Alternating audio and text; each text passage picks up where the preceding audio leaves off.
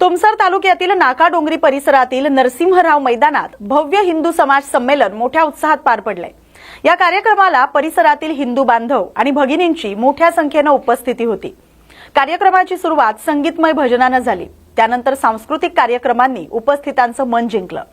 परमपूज्य श्री सुनीलजी भगत महाराज आणि श्री कटरे ब्रह्मचारीजी महाराज यांच्या प्रवचनांनी कार्यक्रम अधिक मंगलमय केला।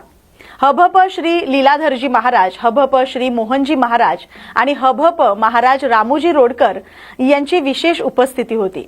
प्रमुख वक्ते अनिल मरसकोल्हे यांनी समाज प्रबोधन करत हिंदू समाज एकत्र येण्याचं महत्त्व अधोरेखित केलं।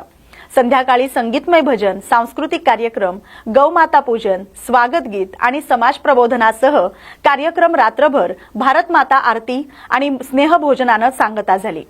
हा कार्यक्रम हिंदू समाजातील ऐक्य आणि सांस्कृतिक परंपरांचं जतन करण्याचा आदर्श ठरला।